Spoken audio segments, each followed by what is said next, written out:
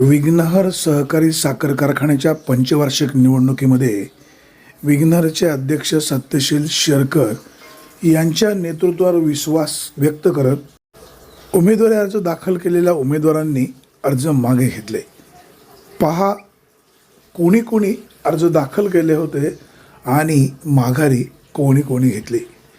विघ्नहर सहकारी साखर कारखाना सत्यशील शेरकर यांनी चांगल्या पद्धतीने चालवला असल्यामुळे सभासदांचा त्यांच्या नेतृत्वावर विश्वास आहे आणि म्हणूनच ज्या उमेदवारांनी अर्ज दाखल केला होता त्या उमेदवारांनी आपला उमेदवारी अर्ज दाखल करण्याच्या शेवटच्या दिवशी मागे घेतला.